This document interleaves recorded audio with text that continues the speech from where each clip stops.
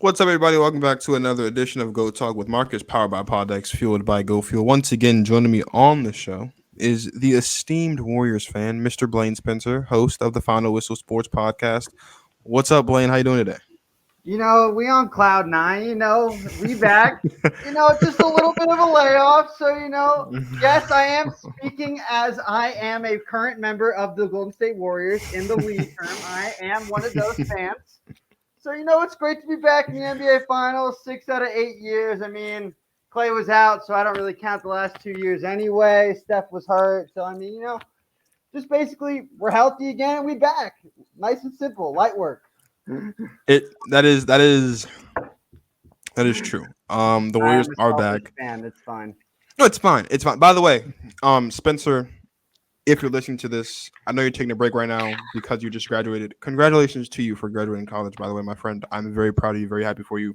Can't wait to see what you do in the future with that good stuff. I know you're probably feeling really great as well that the Warriors are back in the finals. Listen, I said the Warriors are going to be in the finals back in August. In the same breath in which I said that the Bucks and the Suns weren't going to go back to the finals. So Give yourself a little bit of a pat on the a back. little pound. Yeah, let's get a little round of applause going for that. It's good. It's good. It's good. We'll get into the Warriors in the tail end of the show. Because those of you guys that know me know that there's a very sensitive topic I don't like discussing, but we got to discuss it. So we're going to. Let's start off with the Mavericks, though. Specifically Luka Doncic, who I would say outside of outside of last night's game, last night being Thursday, this is being recorded on Friday night. This will come out obviously on Saturday. So last night's game, with an exception of the fourth quarter, Luka didn't look like Luka. They made it a game towards the end, which was nice, but then the Warriors were the Warriors. At this point in Luka's career, I think it's safe to say that he is one of the greatest player performers of our generation, or of his generation, but our generation, whatever. I think if he continues on this trajectory, he could be in a position where he could be one of the greatest player performers of all time. Going into the game last night, he was averaging about 40 points a game in elimination games, which is the most all time. Granted, he's only been in 5 of them, but to be ahead of LeBron, to be ahead of guys like Kobe and KD, Steph, who he had to play against, Michael Jordan, obviously, to be ahead of guys like that all time at this point in his career, that number's not going to go down because he's only going to get better. That number's going to continue to go up in elimination games.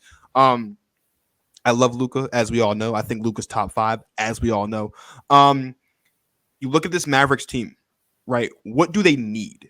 Because you have Dorian Finney-Smith and you've got Spencer Dinwiddie, you have Jalen Brunson, and Mark Cuban is already on record as saying they're gonna make sure that they bring Jalen Brunson back. And look, as you should, right? He definitely proved he is worth whatever amount of money that their Mark and the guys that make decisions in Dallas are willing to give him. But at the same time, if you're going to pay a guy like Jalen Brunson, 9 times out of 10 is, unless you can make a trade, this exact team that we just saw last night get gentlemen swept in the Western Conference Finals is going to be the team that they bring back next season. And this is not a championship caliber team at all. No, and I think you raise a great question of how, and if they bring back Jalen Brunson, like we're all assuming they will, because I feel like this playoffs is pretty much almost locked in the contract that he was looking 100%. For. Yeah. And the way he's performed has been outstanding. And now they're going to be strapped because I really do feel like they need an interior presence, a true interior presence. So, like, for me, I know people have been throwing out the names of DeAndre Ayton, Rudy Gobert. I don't really like those two fits. Rudy Gobert to Dallas would just turn Dallas into the Jazz. That yes, in my personal opinion, I don't think Gobert. I would put Ayton there ahead of Gobert because I think and I don't think the issue was defensively in the well, maybe a little bit of defensively. Warriors have never played that dominant in the paint in the Steve Kerr era than they did in the they were dominating in the paint. Yeah, 100%. So I wouldn't be surprised to take the Phoenix Suns approach. I mean, they were eliminated, but try and find an interior presence like a JaVale McGee, something like a Bismack Biyombo. Somebody possible. I think maybe Nerlens Noel's been hurt a lot the last couple of years. Maybe get him in there. Just somebody, they need something off the bench, like as a defender, and Noel's got a lot more versatility, unlike Gobert and Ayton on the defensive end. Ayton was extremely exploited in the Mavs Phoenix series defensively. Yeah. But I think the bigger issue for me is you got to get better shooters. It's not like the Mavs were missing contested looks. Like Wide Reggie open Bullock threes, and wide open Maxi looks. Kleber were awful for probably 3 out of the 5 games in this series. Yeah. And they were open, and they were airballing. Like at one point, I think Kleber missed like 4 in a row, like badly, and then he was open the next time, and the next like 3 or 4 times, and he was too afraid to shoot the ball. And as a shooter, you cannot have that, being afraid to shoot. You got to pull the trigger. I think they got to figure out. I feel like the Tim Hardaway Jr. coming back helps that a little bit because of the injury, having him out for such a long period of time. But I think they need to get some minimum shooters, and they need some interior presence just to show something. But I think the bigger issue is they got to play at a faster pace, and that's a knock on Luka Doncic. You really have to look at it that way. You know he's going to get his, but he's a ball-dominant guard, has the ball in his hand probably something ridiculous, 85, 90% of the time, right? He's the one either taking the shot or making the play or making the hockey assist, per se. One more pass, get the open look. They looked so much better in this series, especially in Game 4. And in that run last night, in that third quarter when they made it tough, they pushed the basketball. Yeah. The Warriors never looked afraid of them in transition because they were never really – it was like a semi-transition. Like they'll go 3/4 speed, see if they have something, they'll go for it, right? They never truly pushed the pace. Yep. I think that's a knock on Luka right there. Last night was the first night he looked truly gassed in these playoffs. He looked truly gassed. He in that second quarter, I think it was 3 consecutive plays that he didn't even make it past half court. Yeah. Like he looked gassed. I mean, we all know I think he's gonna be one of the greatest offensive players ever, but he's got to be a glimpse of something on the defensive end. I mean, you look at what Luka did this season in the playoffs. Played 15 games, averaged about 37 minutes a game in those series. Shot 46%. We're just rounding up. Shot 46, 35, and 77. Pulled in about 10 rebounds, 6 boards, had 2 steals, and averaged about 32 points. He played great basketball. He just looked, to your point, gassed in Game 5. I'm not as concerned on the shooting as I am about the presence down low, because when you have a guy like Nikola Jokic in Denver, when you have a guy like Anthony Davis when he's healthy in Los Angeles, when you have even a guy like a Joel Embiid and a Giannis Antetokounmpo over there in the Eastern Conference, like you're going to need some help defensively. You're going to need to have a presence defensively. And here's the thing, even if you're facing a team that doesn't have that prolific of an offensive threat in the big, whether it's the Suns and DeAndre Ayton, should he stay there, whether it's even a Rudy Gobert in Utah, if that's the off chance, like Boban Marjanovic, love him. He's a great dude. One of the funniest players in the league as far as his personality. And one of the nicest people in and the one NBA. of the nicest people in the NBA too. Like no one's scared of Boban Marjanovic down low. No one's scared of Maxi Kleber down low. Again, nice guy, funny guy, one of the nicest people you'll ever meet in the league. But no one's scared of these guys down low. So they're going to have to figure it out. And I love Jalen Brunson, and Jalen Brunson does deserve his money. And Mark Cuban is already on record as saying he is committed to making sure that Jalen Brunson gets that money. I think he said not long after the game in his post-presser, no one in the league is going to give Jalen Brunson more money than Dallas Mavericks are going to offer him when his contract is up, which I'm pretty sure is this upcoming offseason. So Jalen Brunson is going to get paid, and he's going to stay in Dallas, and he deserves it. And you have Spencer Dinwiddie, and you've got Dorian Finney-Smith, and you have Tim Hardaway Jr., as you mentioned. I don't think the shooting isn't an issue because they have the shooters. They just need to find the consistency to hit those shots, because missing wide open threes is unacceptable. Even when you look at a Reggie Bullock, who was 0 for 10 in a game and was 0 for 7 from 3. That's just unacceptable, because you're going to have a lot of open looks playing next to Luka. Now, the presence inside is the big issue. And because you're not going to be able to get one of those guys in free agency, you're going to have to trade for a guy. Do you trade for DeAndre Ayton? What are you going to have to give up in a trade for DeAndre Ayton becomes the question. Do you trade for Rudy Gobert? What are you going to, which you should not, but if you do, what are you going to have to Clint give Capella. up to trade Clint Capella? So like these are guys that you could bring in there, but are the Mavericks going to be able to give up too much of the stuff that they have offensively for the defense? Because what I don't want the Mavericks to do, or what the Mavericks should try to avoid, is giving up the offensive firepower, for lack of a better term, that they have to get the defensive presence inside, especially when the center is only going to be there to get boards and block shots. He's not really going to be there to score. Would you rely on him to score? Maybe play a little bit pick and roll? I think you should. I think a pick and roll with Luka Doncic would be lethal, especially if you get a big that's at least somewhat of a threat down low, like a Clint Capella, for example, because the pick and roll that they run in Atlanta, I think, is fantastic. The issue is the shooters around aren't always consistent. And Clint Capella isn't the most threatening person down low in the paint. I think the pick and roll that they should be running in Utah would be interesting to see for Donovan Mitchell.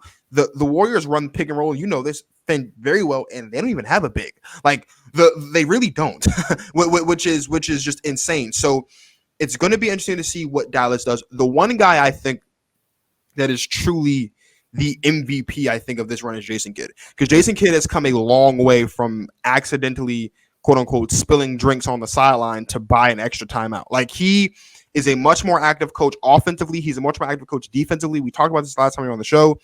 He, I think, was the second best coach of the four remaining teams based on this playoff run.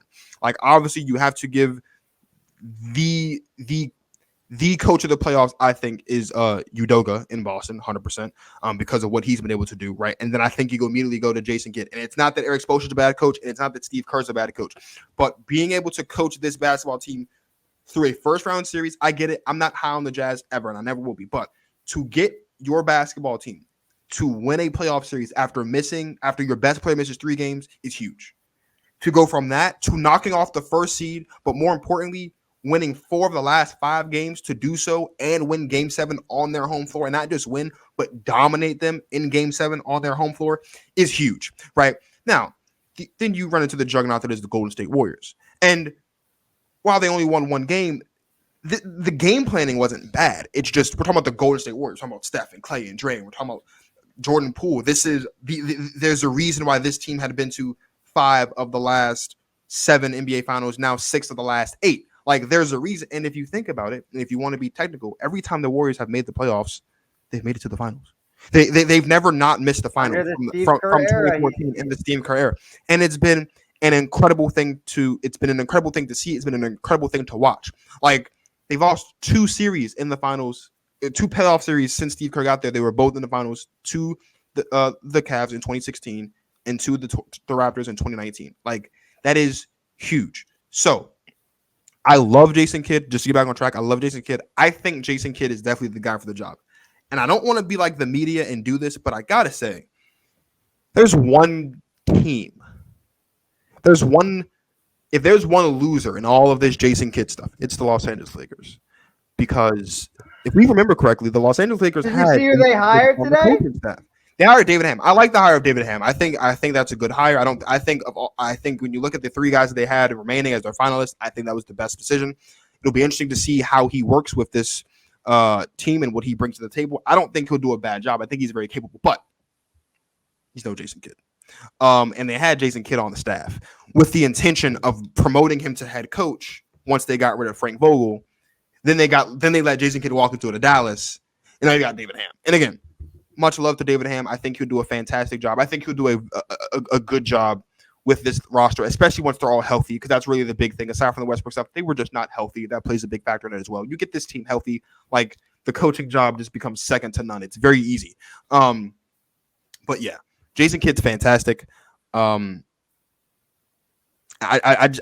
can't stop singing the praises of Jason Kidd, because I think there haven't been many instances when we've seen former players turn into really good head coaches. And Jason Kidd, I think, has become a really good head coach in the NBA. I think this run for him for Dallas, I think he has cemented himself as a top 10 coach in the NBA. And I think you could make an argument depending on who you have him ahead of and who you're talking to.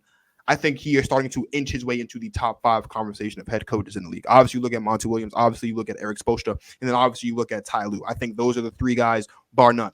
Greg Popovich is like the best head coach in the league emeritus, right? Because he is Greg Popovich, and he's been doing this for longer than you and I have been alive combined, I'm quite sure, which is insane. But I think Jason Kidd, if he's not already in that top 5, I think he will be inching. I think he's definitely inching his way into it. And they're in a good spot. They're in a great spot, are the Mavericks. Fantastic spot to be in. There's no shame in losing it's hard to beat the Warriors in the playoffs. There's no moral victories in sports, and I have always stood by that. But if you're the Dallas Mavericks, does it suck that you're not in the finals? Of course, because you got this close and it stings.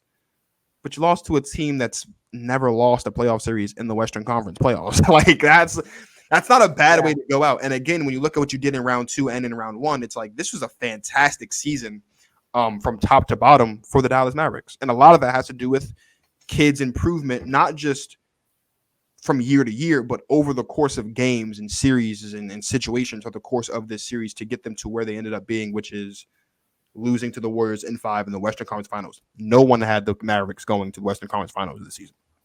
No, without question. And if you look back on it, the Mavericks were the second best team in basketball after the new year. And that is coaching. Yeah. They were only behind Phoenix. They were only behind Phoenix. Yeah. And I think people really didn't take a real note of that because I like everybody thought Phoenix was going to beat them, right? But if you take a deeper dive into the series, like the way the Mavericks were playing coming in, you could see, you could have, like, now that I've actually watched more tape and film and all that, you can see, especially from the regular season, you can see the signs that they were much improved. And what Jason Kidd did for them defensively, bottom third to top third, that is a drastic improvement. Drastic improvement, yeah. Especially when you have, no offense to Luka, he is a massive liability. It's almost, sometimes it feels like you're playing 5 on 4.5.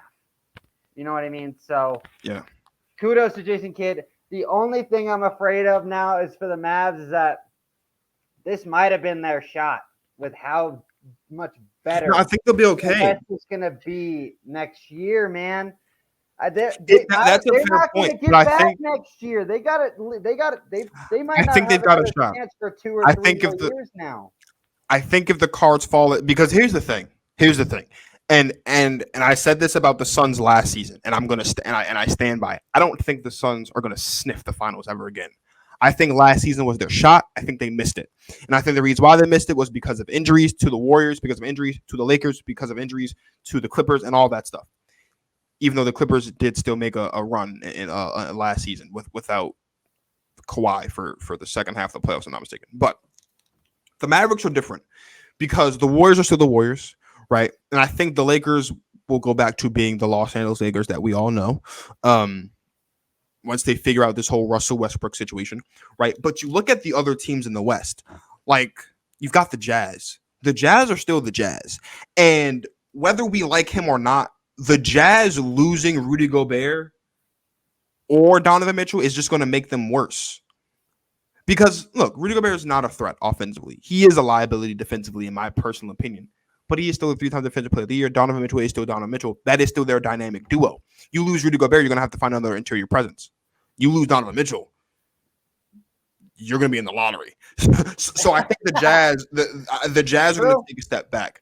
When you look at the teams that are going to improve, I think the Lakers will improve. The Clippers obviously will improve once Kawhi gets back into the lineup. I expect the Nuggets to improve because they'll have Jamal Murray and Michael Porter Jr. back in the lineup. Hopefully, both of them will be healthy. I think they'll take a step up. Outside of that, though, we're talking about the Pelicans, the Spurs, the Trailblazers. Pelicans with Zion this potentially? I don't think that's going to make my personal opinion. I think this is going to sound so crazy. I'll die on this hill, though. I don't think the Pelicans need Zion Williamson to be good. I really, really don't. I really love the idea of building around Brandon Ingram. I think he's very easy to build around. He can shoot. He can create his own shot. He's kind of a facilitator, and he's lengthy enough where he can play good enough defense, right? You have CJ McCollum and he loves being there, right? You've got Jose Alvarado, you have Herb Jones, you have Jackson Hayes. You have a lot of young pieces, granted, but pieces. And you can build around Brandon Ingram, and that team can be a playoff team as constructed without Zion. And if you trade Zion, you know you're going to get stuff back for him because he's a former number 1 overall pick. People are going to be expecting him to take that jump and get back into that form. And I don't. But the assets that you can get back for Zion because of who Zion is and what it means to be Zion Williamson, I think is huge for the Pelicans, and I think they should trade Zion. But I still like the Mavericks over the Pelicans. I still like the Mavericks over the Kings, obviously, and the Spurs and the Timberwolves. Like the only 3 teams I think next year when you're talking projecting as far as teams that definitively I think you can make an argument are going to be better than the Mavericks are the Clippers, the Warriors, and the Lakers. No. Yes, I'd say the Lakers. I'd say the Clippers, the Warriors, and the Lakers, I think are the only 3. Chris? I love Or would you level them up? I think they're on the same level. I think if the Grizzlies and the Mavericks are in a 7-game series, it could go either way. It literally just depends on who's the high seed and where Game 7 is going to be. Because I think that'd be a 7-game series, 100%. That's really all I think would matter. I think the Grizzlies are a slightly better team because Ja has the better supporting cast, offensively and defensively. But again, Luka's got the better coach, and Jason Kidd, throughout the course of this playoffs, showed that even though he didn't have all the flashiness and didn't have a fully deep team, he was still able to do something. I think you put the Mavericks and and the Grizzlies in the series, it could get very, very interesting. But definitively, like if we're going in saying, who are the Mavericks going to lose to in a series? So that'll put them right where they were. Right where they were this season. Right. And if they're right where they were this season, then I think they could be right back where they are next season. Because you're going to get I think you're going to get a favorable matchup with that 5 seed. Most likely, it'll probably be the Jazz or the Nuggets. I think Luka and the Mavericks could get past that team. Then you're going to have to deal with the 1 seed, whoever that may be. Maybe you don't get back to the conference finals. Maybe you do. Or if you're on the bottom half of it and you're the 5th seed, then maybe you run into the Grizzlies on the bottom half, and that's a favorable matchup for them. I think so. It's not. I don't think it is completely far-fetched. Not like maybe the Portland Trailblazers when they were in the Western Conference Finals in 2019, where you're like, whoa, that was just insane. You know what I mean? It's not like it was insane, but that is one series that should have never been a sweep. Portland was up. It shouldn't have been because Portland was up every 15 in all 4 games. All 4 heading into the 4th quarter. Yeah, that shouldn't have been a sweep. But so it's going to be interesting. Speaking of Portland, they are screwed now. Like you're gonna have to trade Dame Lillard this upcoming. Well, season. They're tied to some key players that maybe could turn their fortunes. I mean, I don't know. There's talks about maybe Zach LaVine going out there, maybe DeAndre. Like who knows? I don't know if they'll get either of those guys or both of them. Who knows? Yeah. Back. Let's switch gears though. Yeah, let's talk about the 2 things I hate talking about, and that's Steve Kerr and that's Steph Curry. It's not because I don't like either of them, because I do. I love Steph, and I think Steve Kerr is fantastic. It's hard. It's hard to talk about guys that are well liked, because you say something that's not a popular opinion, and it's like you're being disrespectful. I'll start with Steve Kerr, and I ask your honest opinion because you are a Warriors fan. I have my own opinion on it, and I'll get into it in a second. Steve Kerr, obviously, as we've said, under the Steve Kerr era, since 14-15, they've been to 6 of the 8 NBA finals. They've lost 2 final series. If you take out 2 years last year due to injury when they missed the playoffs altogether, every time the Warriors are in the bracket for the Western Conference playoffs, they are going to the NBA finals. They're 6 for 6. They are the first team since the MJ-led Bulls to go to 6 of 8. They're the 4th team in NBA history to do so. Boston did it back with Bill Russell and Bob Cousy and those boys. The Lakers did it during Showtime. Obviously the Bulls, and now the Warriors. Mark Jackson was fired the year before all of this greatness happened for the Golden State Warriors. I want to ask your honest opinion. And just a disclaimer, this is to take nothing away from this to Steve Kerr. This is just to play the what-if game. Do you think, because it was only 1 year, literally, it was 1 season. Mark Jackson's fired. Steve Kerr gets put in. Dynastic power, right? So we never got to really see exactly what Mark could have done over this stretch of time. Do you think, we'll go one by one. Do you think in the last, what has it been, 8 years, that Mark Jackson could have coached the Golden State Warriors to at least 1 or 2 NBA finals over this span. We won't even stretch out to 6 because that's just insane. We'll just stick with 1 or 2. Do you think Mark Jackson could have coached this basketball team if everything that happened with the players and all that stuff stayed the same, but Mark Jackson's still the coach? It's like KD still comes and all the other stuff, and you still got all these talent. Do you think Mark Jackson could have coached this basketball team to a couple of NBA finals over this last 8-year stretch? Oh, without question. I don't think it's much of a debate, especially if we're playing hypotheticals here and Kevin Durant still shows up. Like if everything that happens with the players stays the same, but it's just Mark Jackson still the coach. Yeah. I think they still probably get to 2 or 3. I do. Do you think I don't think they get to that first one though. That's fair. That's fair. I don't think they get to that first one, but if Kevin, I don't think anybody thought they were going to get to the one in 2015. You know what I mean? Like the one in 2015 was a shock because no one thought that was coming. So that one's fair. We were a lower seed that year, and So if we're talking from 16 on, you think that Mark Jackson? I think we could have gotten there, but I think the move was necessary. And that's fair. This is why I think Steve Kerr was put in and Mark Jackson was taken out. That's fair. You have those levels of coaches, right?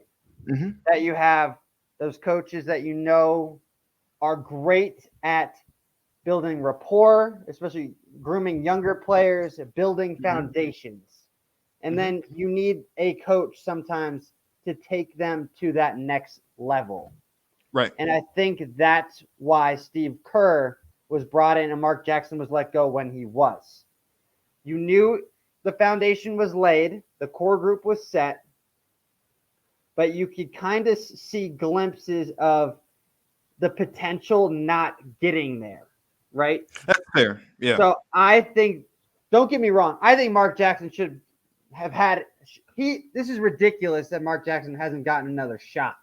100%. And I don't understand why. I don't know why he's getting blackballed. I personally think he's getting blackballed, and he's still getting those interviews, and he's just getting shafted. But like a Kenny Atkinson, right, when he was in Brooklyn, he's a foundation coach. He was never going to be the guy to help put Brooklyn over the top, and they saw that, which is why they pulled the trigger on that. Yeah. So coaches like that, you have those tiers, right? I don't think Steve Kerr. No one could foresee that Steve Kerr was going to be this great of a coach. And I think the one thing that I love about Steve is that he's never truly rattled, right? True. He never seems unfazed. Oh, I mean, and he has that mentality of really working them at practice. Yeah, when you win championships alongside. Well, you know what alongside Michael. Oh yeah, but I'm saying that's where that. When you win championships alongside Michael Jordan, and then you win a championship being coached by Steve Kerr. Him being on that Bulls team is why he's a great coach, because he sat under Phil Jackson. He played with Pippen. He played with Jordan. He played with Rodman. You could see that team is all. His team is you. It's not like a spitting image, but there's a resemblance. Draymond Green, very. Emotional like a Dennis Rodman, right? Then you have your Hall of Famer, arguably of Mount Rushmore, Michael Jordan and Steph Curry. And then you have your wingman. And I personally think that Klay Thompson is probably a better wingman than Scottie Pippen is. That's it personally, but that's also a fan bias, right? I would tend to agree. I think Scottie has Klay beat defensively, obviously. But I think you could 100% rely on Klay a lot more in big moments offensively if Curry's not on than I think you could have on Scottie Pippen if Jordan wasn't on. Now, of course, there weren't any times in history though when Michael Jordan was off. So in Scottie Pippen's defense, that doesn't really matter. I agree with you, right? I don't think Steve Kerr's a bad coach. I think it's hard to compare what Steve Kerr's done to what Mark Jackson could have done because he didn't get to see it. No, and I think Mark Jackson. It's a team of 3 Hall of Famers, man. It is right, and that's the other thing too. That is so hard to judge. It's hard. I could coach and get them to a 1 finals if everything was going the way it was. I think so. I don't think. Yeah. So I've said this about Phil Jackson, and I've said about Steve Kerr.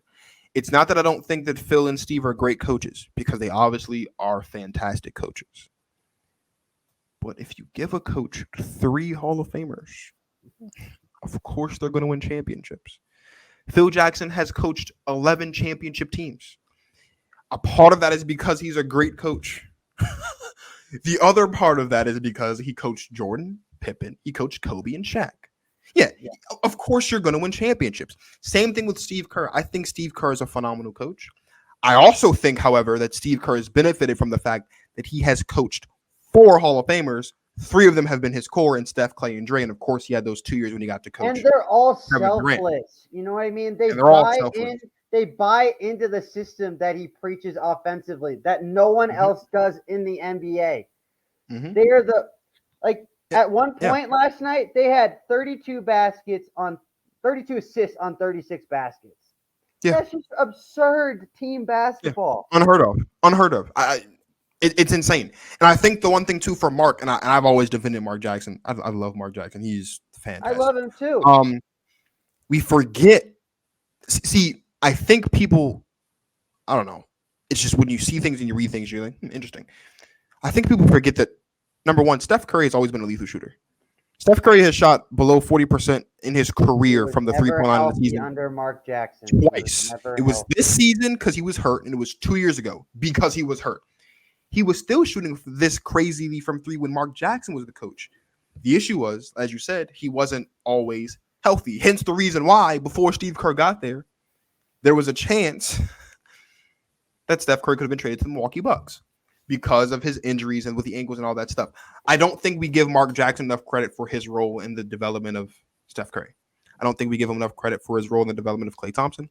And really, and Draymond. And Draymond Green as well. Like, all of those guys were there when Mark Jackson was the head coach. Mark Jackson was able to help develop all of them. And I don't think we give Mark Jackson enough credit for that. Now, let's talk about Steph Curry. Okay. And I hate talking about Steph Curry because Steph Curry is probably the most well-liked superstar in the history of basketball. I don't know if there's a guy the most relatable superstar in basketball. He is. Like, I don't know if there's been a guy in the history of basketball that he loved more than Steph. Yeah, he is the one player that, like, you and me were like, I could potentially go do that if I worked hard enough. We both know that would never happen, but like, it sets the mindset for these younger generations. He's not. This is, of course, is LeBron's era. There's no doubt about it. Yeah. But Steph has the it factor with the public because he's an undersized guard that can pull up from anywhere as soon as he steps into the parking lot. Yeah. And they're like, wait a minute. Yeah. I don't have to be 6'8", 265, built like a flipping freight train. Yeah. I could be a regular sized guy as long as I put in the effort to work on my craft, become a great shooter, become a great ball handler. I could do that. And that's what his ability is so crucial, because he is a person and a player that I could go look at and be like, all right, I'm 6 foot. I could potentially do that if I had enough commitment. You know what I mean? So let's talk about I personally didn't think he was the MVP in the Western Conference Finals, but he wasn't. Kevon Looney has been the most important player and the most valuable player for the Golden State Warriors, and he's 100%. Ever since Game 5 of the Grizz series. 100%. So let's talk about Steph, because Kendrick Perkins earlier this week said that should Steph win a championship and Finals MVP this season, he would replace Magic Johnson, not only on his Mount Rushmore of basketball, which currently it's Kendrick Perkins is MJ, LeBron, Kareem, and Magic. He would also usurp Magic Johnson as the greatest point guard of all time. I'm going to let you go first. I'll let you go first. Do you think should Steph win a championship and the Finals MVP this season, he'll get put into the top 10 all time, he deserves to be on the Mount Rushmore, and he will become the greatest point guard of all time? No. Where are you on Steph's legacy post this season should he win the championship, which you and I both have the Warriors winning the chip? Correct. And ultimately, he will likely win Finals MVP as well, which will be the first one he has in his career. So, for me, I have him just outside of my top 10, right? He's on that teeter. He's around like that 12, 13 range where you can make an argument for basically anyone from number 8 to number 15, whether or not where you want to put them, right? Usually like the top 6 or 7 players are pretty much solidified. I would not, if he wins another title and wins a finals MVP, his first one, which in my opinion is the more important MVP than the regular MVP because it's become a popularity contest, which has been what I think, or a metric system. It's all about numbers nowadays with these voters in the regular season. So, like, I had Embiid as my MVP because I watched the games. Yeah. You can't take it away from the Joker, but it's a little bit of a snub this year, right? Yeah. And I would put Steph Curry into my top 10 if he got it done this year and he finally got that finals MVP, which I think is more of a big if than what people realize. Because even though he's had solid numbers in the NBA finals, every time the Warriors have won, he has not been the most important player on the court, right? Iguodala, 100%. that first series. Kevin Durant, those other 2 times. You could also make the argument that Draymond could have gotten one. Like, I think, honestly, I think you could have made the argument, yeah. If Draymond doesn't get suspended, I think he probably wins MVP that year that the Cavs come back from 3-1. Well, they would have lost the finals that year anyway, so it wouldn't matter. All right, very foul. We got into that debate. We've gone into. We're gonna stop it right there before I get very upset and frustrated and get into a fan frenzy. But no, he was not on my Mount Rushmore. Yeah. Is Mount Rushmore 4 or 5? I can't remember. Mount Rushmore's 4. Yeah, so I would still have Michael, Kareem, Bron, and you can make an argument at 4. I would put Magic at 4. Probably. I would put either Magic or, honestly, I am a huge proponent of Larry Bird or Bill Russell being on there. Lost me a Bill. Bill Russell is a winner. Bill Russell won championships when there were 8 teams in the league, and he played along Bob Cousy and all of Bill Russell's teammates are Hall of Famers. Don't get me started on Bill Russell. But he would not be on my best Mount Rushmore. He would not be the greatest point guard of all time. Yep. I mean, I don't even think I have him. I would still probably put Magic ahead of him. I'm trying to think. I was a big Maravich. Is it Maravich? I think I had it right. Pistol Pete? Pistol Pete, baby. I love me some Pistol Pete. Probably put Pete ahead of him. Interesting. You could make the argument with CP3, even though CP3 hasn't won a ring.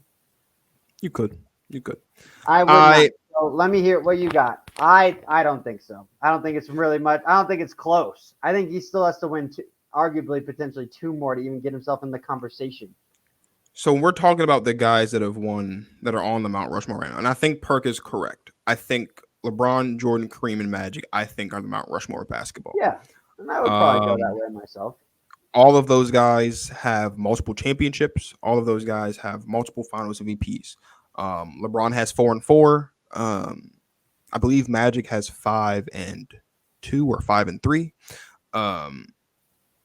Jordan is also obviously 6 and 6, and I think Kareem is like 4 and 2 or 6 and 2 or something like that. Something along those lines. Curry, let's say Curry wins the chip. Let's say the Warriors win the chip this year. They will be 4. He'll be 4. He'll have 4 chips. 4 and 2 postseason in the finals. 4 and 2. Right. So he'll have 4 chips, and then he'll have the 1 Finals MVP because I would assume he win Finals MVP this season. Although Clay could win Finals MVP this year, or Draymond. Like Clay is the most important player if we're gonna win it this year. It is not a given that Steph Curry wins Finals MVP this season. But let's say he does. He's got his 4th chip. He has his 1 Finals MVP. That's not enough to be on Mount Rushmore. It's not. No. I don't think it is. And the reason why it is because you look at the 4 guys that are on there right now. LeBron's the greatest small forward of all. He's the greatest player of all time. But he's the greatest small forward of all time. MJ's the greatest shooting guard of all time. Kareem's the greatest center of all time. Magic's the greatest point guard of all time. I think that makes sense. And if Mount Rushmore had a 5th face on it, then Tim Duncan would be on there too because he's the greatest power forward of all time. And I don't want to hear all that crap about the fact that he's played 52% of his minutes as a center in his career. Tim Duncan's a power forward. Get over it. Now, So I don't think Steph has done enough yet as far as basketball in between the lines of the 94 feet to be on the Mount Rushmore. Now, if you want to talk about impact on the world of basketball as far as he's changing the there. game, He's already he's there. on there and he's already on there. So that is a separate Mount Rushmore. When you're talking about impact on the game, he's on there. But just the Mount Rushmore of basketball players, he's not there yet. Now, top 10, I don't think he's in the top 10 yet. He's in that 11 to 15 range, right there with KD, like wherever you want to I put think him. I would put him in the top 10 if he gets it done. I am hard pressed to do that. I am. And a lot of it is simply because of the fact that Steph Curry has never. Jesus Christ, dude. This is about to get. Dude, you're about to you're going to get fired up. In my opinion, Steph Curry has never led the Warriors to a championship. This has always been Steph Curry's team. But Steph Curry has never led the Warriors to a championship. And look, whether you are a subscriber or not, that clearly this season is whether you are of the mindset or not that this season proves that KD needed the Warriors more than the Warriors needed KD, that's fine. I don't think the two are mutually exclusive. I think the Warriors needed KD just as much as KD needed the Warriors, if I'm being completely honest with you.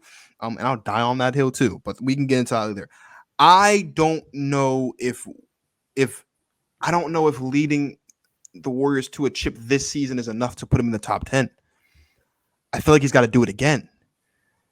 Because for me personally, when I think, with an exception of, I'm trying to think on top of my head. If I'm not mistaken, I'll just look it up right quick. But I don't think I'm incorrect. So you let LeBron, obviously he's led multiple teams to multiple championships, obviously. So has Jordan, obviously. So has Kareem. So has Shaq. So has Kobe. So has Tim Duncan. Like all the guys in my top 10 are multiple time champions. They're multiple time finals MVPs, and they've all been the best player on all of those teams every single time. It hasn't, especially in the finals, right? Hakeem, Bird, Kobe, Shaq, MJ, all those guys. So Curry, while he does have the multiple championships, while he does have the finals MVP this season, this would be the first time he's ever led the team to the championship. Because again, you could make the argument in 2015 that he wasn't the best player on the team when they won the chip, and that's why Andre Iguodala won the chip or won the MVP. You can also make the argument that, well, any player that's ever guarded LeBron James in the finals has always been finals MVP, or at least play the same position as him. Kawhi, Dirk, KD twice, and Iguodala. I am so it's not cut and dry. I don't want it to seem like it's cut and dry. I don't think that it's just a guaranteed no. There's obviously an argument that can be made because he's the greatest shooter. And we are pulling hairs. That's the issue with the top 10. Which is why I hate talking about it, because it feels like you're nitpicking. You are nitpicking because we are talking about the greatest shooter God ever created. He is the greatest shooter that God ever created. Close. When his career is over, I think he'll be top 10. I don't think winning the chip this season is enough, though. I think this, and I'll be honest with you. If Curry would have won the Finals MVP in 2015, and then he wins this chip, and then sure, because he'd have two of them. Every guy in my top 10 personally has two of them. They've got at least two championships, and they have at least two Finals MVPs. That's kind of my mind. And it's not that Curry's not great, because he is. And that's why I kind of hate talking about Curry's legacy. Because he's so well liked, you say, "Oh, Curry's not top 10." It's like, "Oh, well, you're hating." No, I'm not hating on Curry. I just don't think he's top 10. And he'll get there. He will be there. Like, trust me, when Steph Curry's career is over, he will be a top 10 player of all time. You don't have to. But I just think right now it's like, let's say Curry's in the top 10 right now, who's coming off? Because as you mentioned, right, the top 7 are locked in, whoever that may be. Okay, and my top 7 is LeBron, MJ, Kareem, Magic, Tim Duncan, Kobe, and Shaq. That's my top 7, probably in that order, I think, right? Once you get past them, now you're talking about Hakeem Olajuwon, Karl Malone, and Larry Bird. KD, Like, Larry Bird. and then you've got your KDs, and you like, so it's like, who of those three guys? Larry. Well, I think Larry's 8, so he's too far up. Hakeem, maybe, but like, it's close. And the same thing with Karl Malone. The only thing that Curry has that Karl doesn't have is the championships. And then it's like, okay, it makes sense. Maybe you could take Karl Malone out of the top 10 and put him in. It just becomes a thing of, if you're going to put Curry in the top 10, whose spot is he taking? And it's a really close argument when you get to 8, 9, and 10.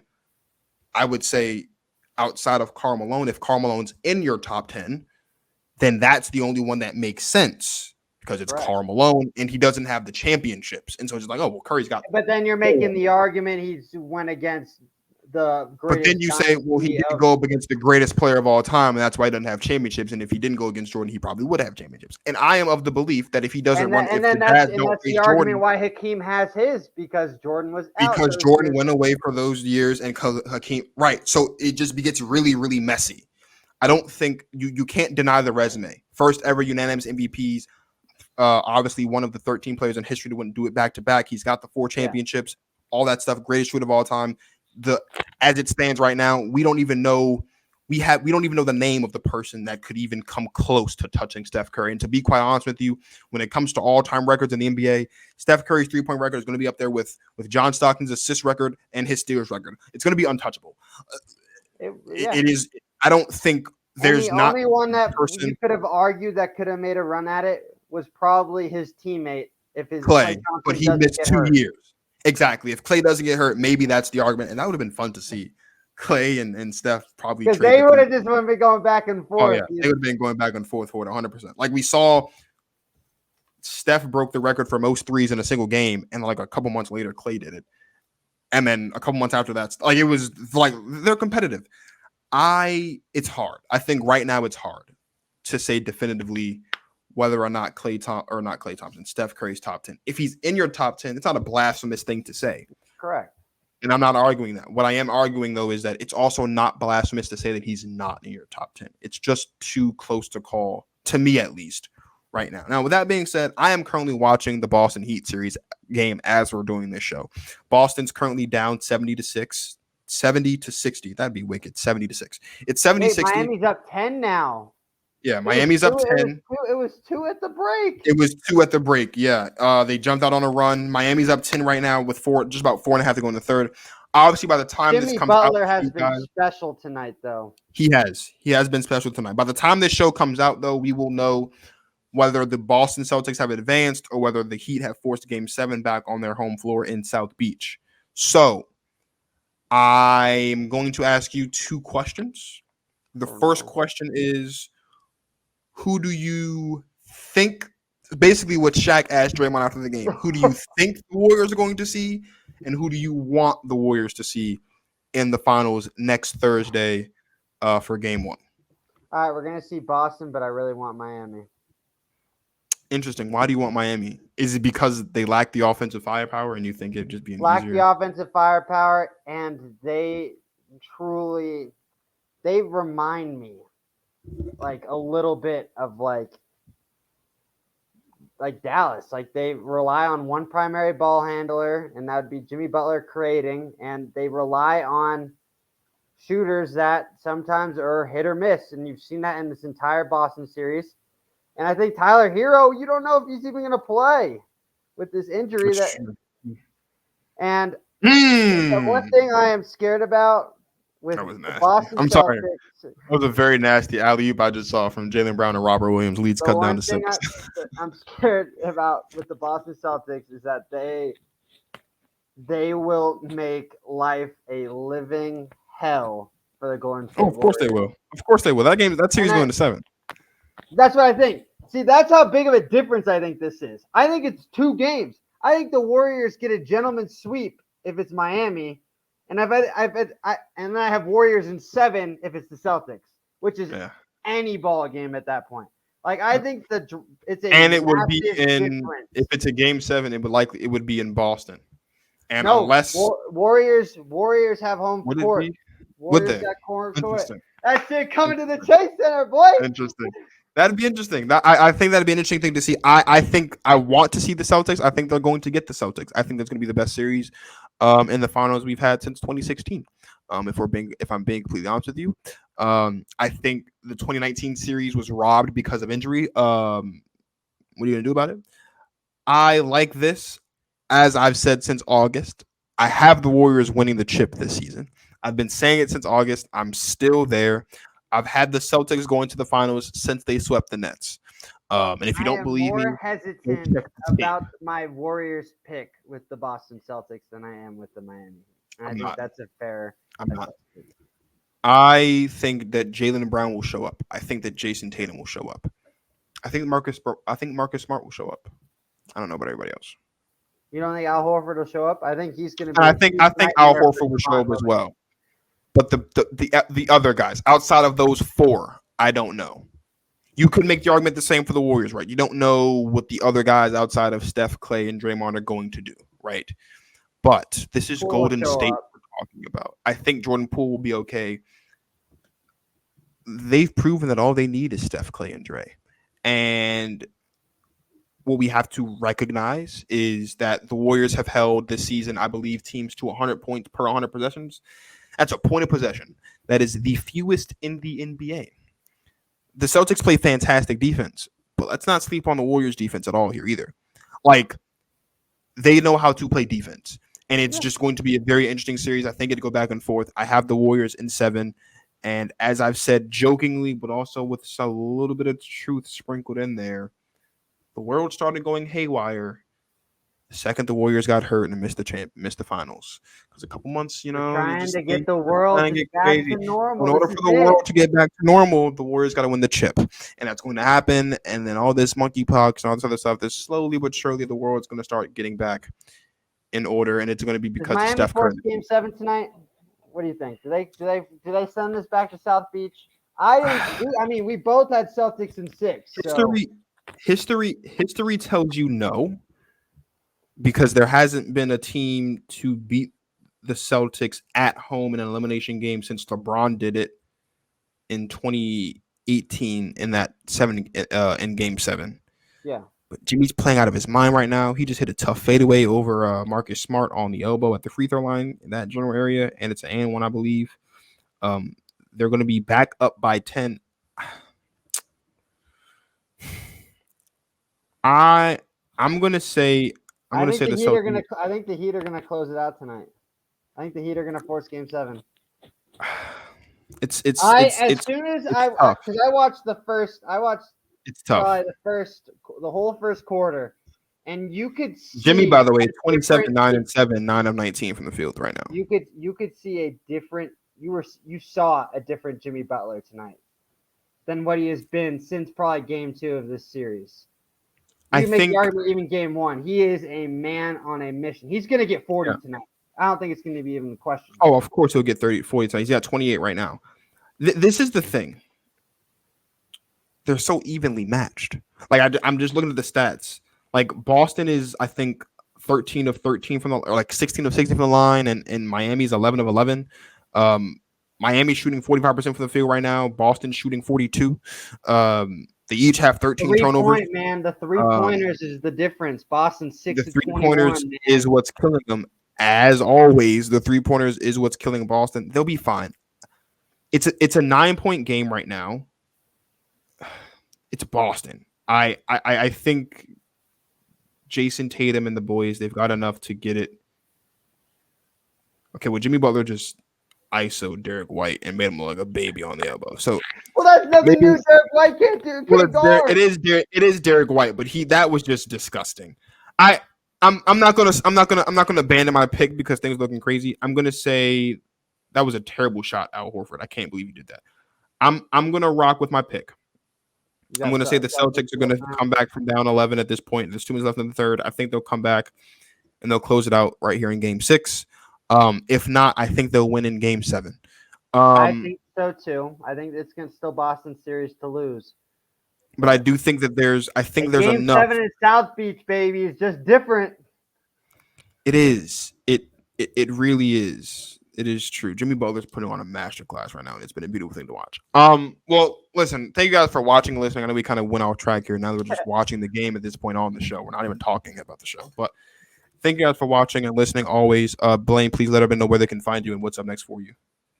As always, you can find me on Instagram, on TikTok, the final.whistle, Facebook, the Final Whistle Sports Pod. We are on almost every platform that you think of a podcast to be on: YouTube, Spotify, Apple Podcasts, Google Podcasts, you name it, we've got it. You know, it's been a little bit of a rough week with work, so we're taking a little bit of this week off. Tuesday, I'm off Tuesday from work for the first time in like 12 days, so, you know, Tuesday will be the day a new episode will be dropping, so be on the lookout for that.